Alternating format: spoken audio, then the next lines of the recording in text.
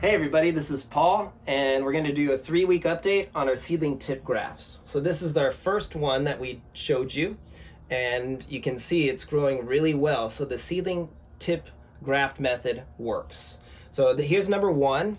Here's number 2. You can see that it actually had some damage here. Either I bumped it with a pot or a bug ate it, and so it's already shot out a new growth in just 3 weeks, which is pretty amazing. Now, ironically, the Maria Rosa that I grafted the seedling tip on failed. And that's the way it goes. And the reason why it failed, I'm going to show you, is that the core was too developed.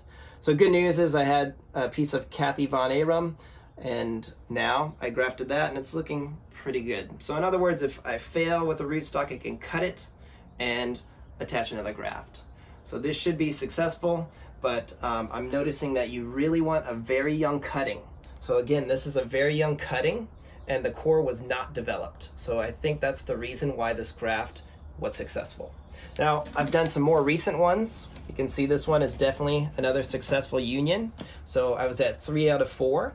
And honestly, I'd have to read the label. I can't remember what type of seedling this is, but it is labeled and you can see that it's taking off. It's got some reddish at the tip, and there is some new growth in there, so hopefully you can see that. So red at the tip is like a good sign. Yep, and you're gonna see some new kind of fine spines popping out. Occasionally it'll come out the sides as well. Now here is a Trisha rootstock. So I wanted to try Trisha out as a rootstock. You can see it's pretty large, and this was again a new growth, and I just cut the tip off here of the rootstock and then attached a seedling tip. And this is Trisha with a unknown variety. And so I'm excited to see how much it's growing, and if you look really closely, it's got some growth on the side here. So definitely this method works. I am 4 out of 5, which is an 80% accuracy. So I'm gonna show you how to do this correctly. So Scott, let's go outside of this greenhouse. It's a little hot, and I'm gonna show them how to use this nice young piece here of new growth to make a successful graft with a seedling tip. First thing off, you do need to clean your tools. So I used rubbing alcohol, and I'm even gonna use this little area so it's ready and clean. So why this graft will fail is because some people are gonna use a mature rootstock with that really developed core in there. You do not want a rootstock with that core. Instead, you're gonna want to use a really young growth. As you can see, this is a brand new shoot, and this nice rooted rootstock is gonna channel all its energy into this. So I'm gonna go ahead and show you how to do this, and I'm gonna use some very rare ASUNTA seedlings. Those are small, man. Yeah, well, I think I can do it. And this can be a challenge. Well, I want to see this. I want to see this. Well, I've done smaller, believe it or not. So these are from a buddy James out and it's actually a funny story because these seedlings actually come from California. They flew to Texas. They were shipped back to California for me to grow. So I'm excited to see how they do, and let's get to work. All right, let's see this. All right, so first I'm gonna go up here and I'm gonna make a nice straight cut. So probably about here. Now notice the core. Look at up here, Scott, at the core here. Yeah, tip it a little. And you can see that it's definitely going to be perfect. It's a young, undeveloped, unwoody core. So now that I've done that, and I did touch it, so I'm gonna recut it. You're grafting youth to youth. Yes, there you go. Good analogy. Now look down here. All right. And I'm not gonna graft it with anywhere else but about the top piece. So I will, just to be safe, use rubbing alcohol to clean it. And you probably should use a sturdier thing than this cardboard, but it's gonna work, don't worry. Nice straight cut. So you can see my seedling tip there.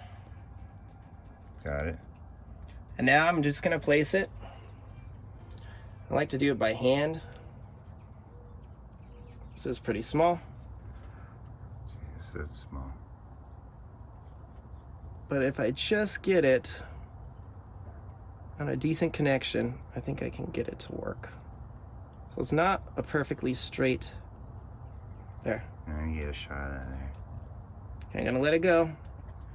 And I know I didn't cut it straight, but that is gonna be a successful union in my opinion. Now, in the past I used to bag them, but that's going to probably affect this. So what I do is I literally just put it right here, very carefully, and leave it alone for about 2 weeks, just like that. Shade. This is gonna be a full shade. It's on the north side of our greenhouse. And honestly, that's all I do. So I forget about it and I just don't touch it. I make sure the wind's not gonna affect it. This is a nice calm spot in the yard and this is gonna work. And we already did a video on kind of how to do this a little bit more intricately, so you can check that out if you want to. Yeah, this is kind of an update, but then what I've learned from my one failure. So now this should be 5 successes out of 6 attempts. That's pretty good. Yeah, you know, it's a learning process. It's okay to fail at grafting, trust me. I've done it plenty. Yeah, there's not that much to lose, you know. You just gotta try stuff, and if it works, it works. Sometimes you have all plenty more seedlings. Exactly. And if I wanted to, I could have just cut the tip of a seedling and kept it in the soil, and that seedling still would have grown. But I have plenty in here, and I'm honestly starting to feel a little bit confident about this grafting method to know that if I use this young rootstock, it's going to be successful. Hey, looks like a good winner technique there. So give it a shot. Give us a like, subscribe, have a wonderful day. By the way, you can also, instead of using a seedling, you could use some really new growth like this. So you could hypothetically cut this tip and graft it using the same method. I suspect it would work fine.